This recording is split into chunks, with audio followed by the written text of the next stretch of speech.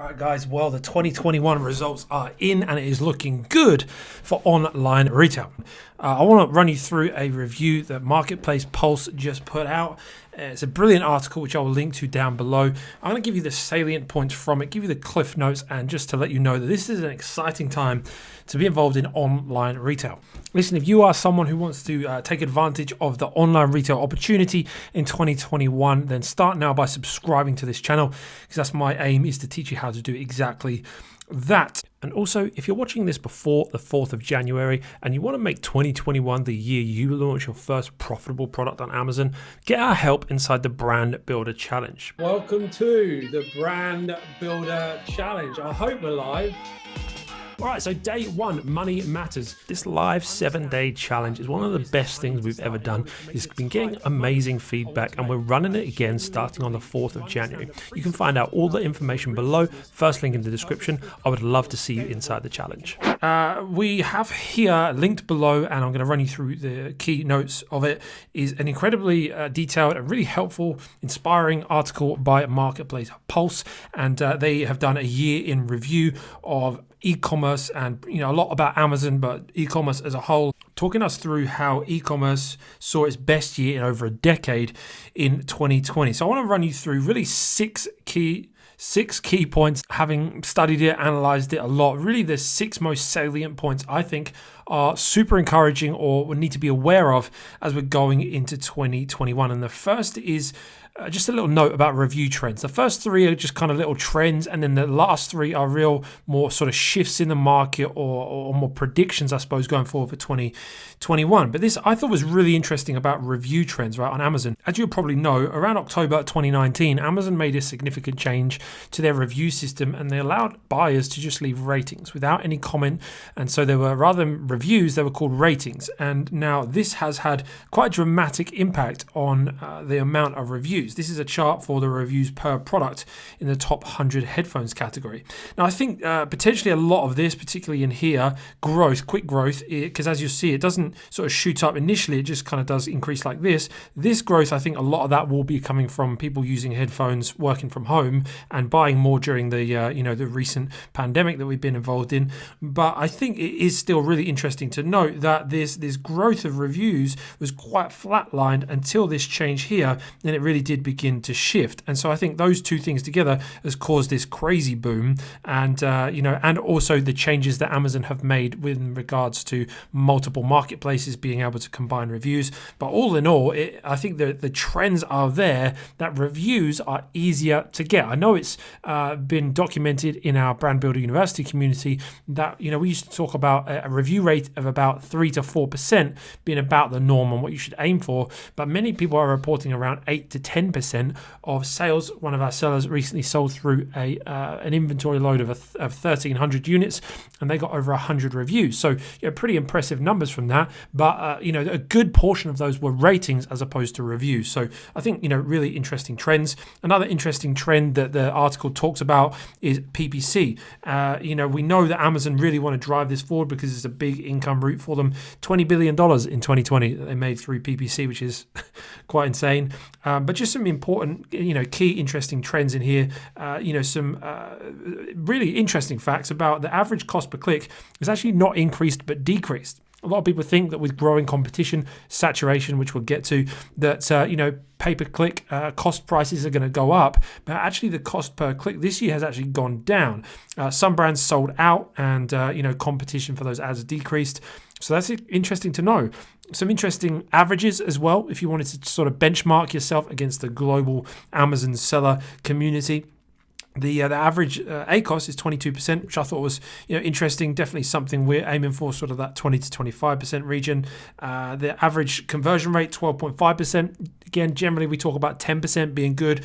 The average around the world looks like 12.5%. Something to aim for. And then the average cost of sale, $6 to $7, which means that there's a cost per click average across the whole world of Amazon sellers, which is over 1 million sellers, which we'll get to in a minute. So around 85 cents, not around, exactly 85 cents on average. So if you wanted to benchmark your stats, your costs, then there's some really good averages right there to look at. The third thing, just quick trend before we move into some of the predictions, is a question really: is it the end of this Amazon squeeze era? As I didn't know a better way to describe it. A lot of people in recent times have been talking about how Amazon are actually using third-party sellers' data in order to create their own private label products. And now, I wouldn't doubt that that's happening. I'm sure it probably is in some way. But when Jeff Bezos is actually being questioned and Amazon are being interrogated about the anti-competitive nature of what they're doing, what we have seen in 2020, generally speaking, is a decline in the Amazon private labels. You see here this graph, the trend, and this graph is the number of Amazon Basics products in top 10 of all categories. You've probably heard of Amazon Basics. You've probably bought one of their products. It was a fast growing line in the world of Amazon private label, just super basic products as the name suggests, but it's showing a clear decline throughout 2020. And it talks about in this article that despite Amazon launching more products and experimenting more with these products, actually the number of bestsellers in the wider top 100 has flattened by May, and by the end of the summer, it actually started to decline. So personally, I'm pretty bullish about the whole Amazon platform anyway, but I don't buy into all of this, fear mongering that you see amongst all the Facebook groups, about Amazon building all these crazy private labels. Just goes to show one of the graphs here. This is the breakdown of the clothing, shoes, and accessories department. Amazon only take home 28% of the sales. 72% of it is from third party, which I think is incredible and amazing. But of that 28% of the first party sales, only 9% of those sales are actually through Amazon's private labels. I'm sure that number is growing, but it is just interesting to put it in perspective when people tell you that, Amazon are stealing all your data, and if they find your supplier info, they're just going to sell your product and push the little guys out. I mean, they've got a long way to push the little guys out, and I for one, am going to ride this train until they do. I don't believe that they will, but for those that are worried about that, just some perspective on the stats, I think, is healthy. All right, the next thing I want to look at is more moving into, I suppose, predictions and big overview trends. And it's this idea of demand being greater than supply.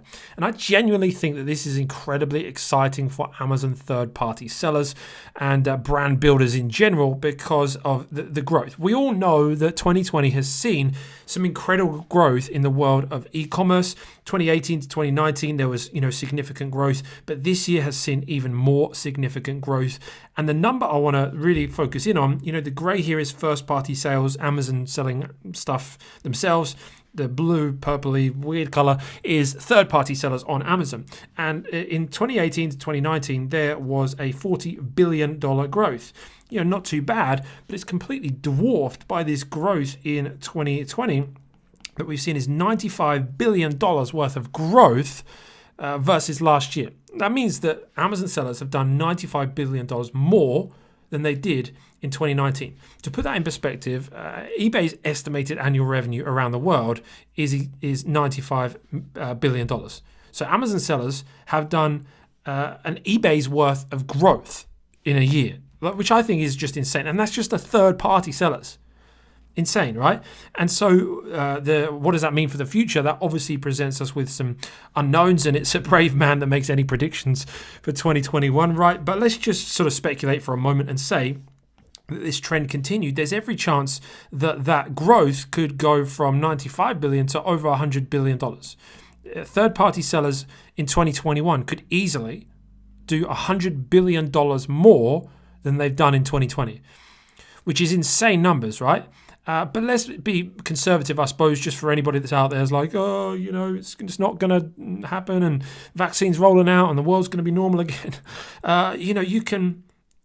Let's just say 40 billion is the growth. We go back to this number here, the growth rate we saw 2018 to 2019, the numbers kind of normalize a bit, and that's the growth we see. We know it's going to grow. Amazon have only ever grown. We know it's going to grow. Let's just say it's just $40 billion. That's still $40 billion of new sales next year that haven't taken place this year, that have the opportunity for new sellers to come into and tap into. And so this idea of Amazon being saturated, I genuinely believe is a bunch of tripe, right? There is so much opportunity if you're willing to do things the right way. Again, this whole idea of the saturation myth, the number of Amazon sellers, this chart is contributing to a percentage of volume. Interesting to note that this is 100% of Amazon's third-party volume, 1.7 nearly million sellers. So there'll be people that talk about how there's 5 million sellers on Amazon. That's about the right numbers last time I read of people that have registered an account on Amazon. But this is the amount of people that actually earn revenue, which is an interesting stat, right? Because more than 2/3 of people that have an Amazon account don't do anything with it.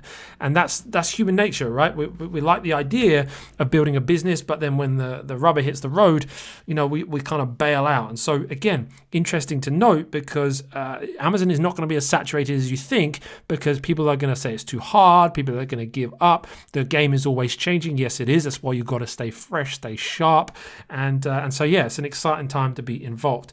But the more important thing to note here is that the article actually talks about how this number at the top, the upper echelon of Amazon sellers, the number of those people that are making that money is actually broadening. So it's less of a focus at the top on a fewer amount of sellers, and it's actually broadening over time. This graph here, it shows the share of Amazon revenue by seller cohort, or when the seller joined Amazon. And as you can see, there's a whole bunch that joined up here 2015 or earlier, which I think, some people will say, well, that's, old timers, it was really easy back then. And sure, but they're still in the game right now. Like, they haven't bailed once it's got hard, because actually they know that there continues to be opportunity. And this is a business model that you can build over the long haul. But equally as encouraging, as I'm sure you will notice, down the bottom here, this kind of dark purple color, all of the revenue that's been generated by sellers that joined the platform in 2020.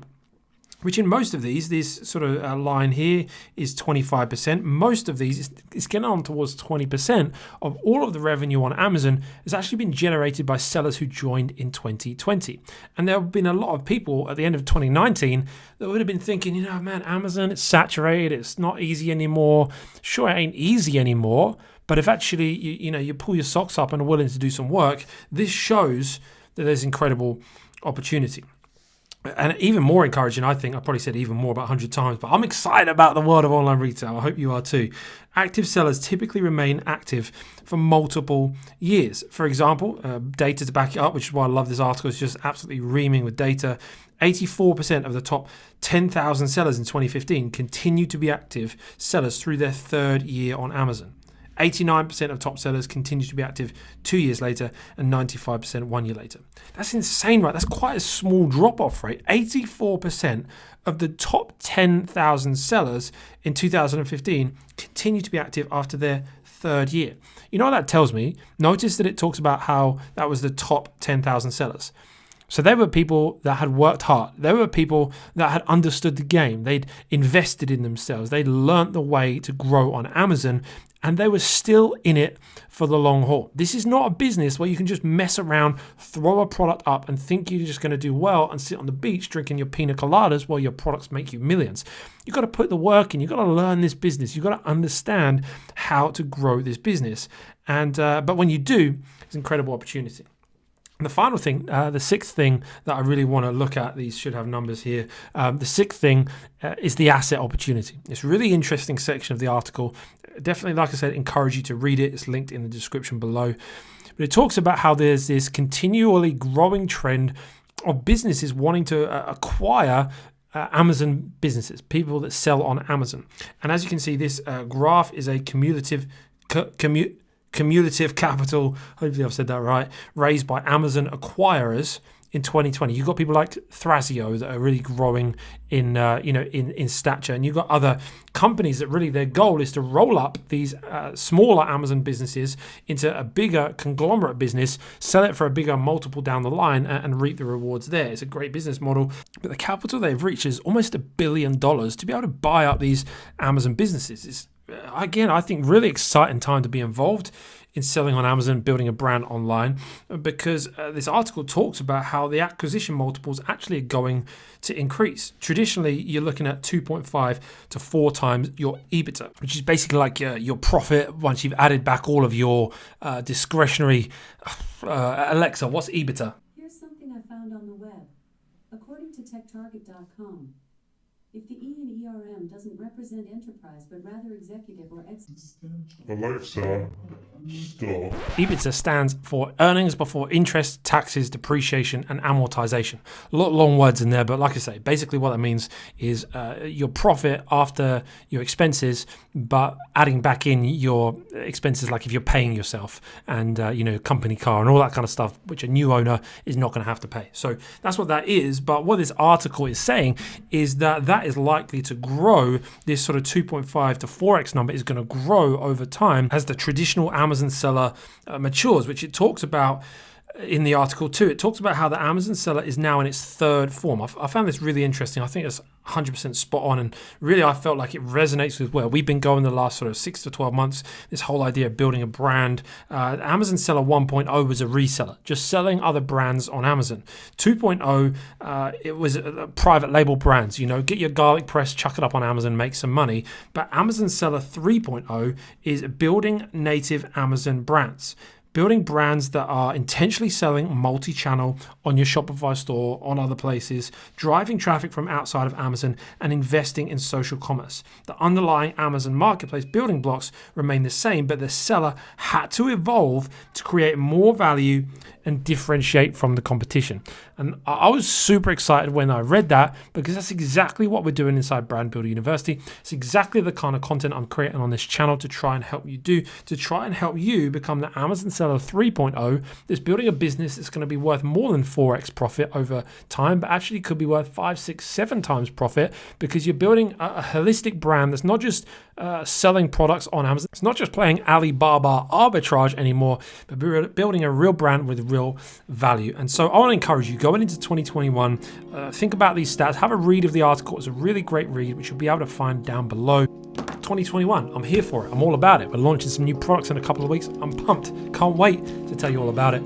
I'll see you in the next video real soon.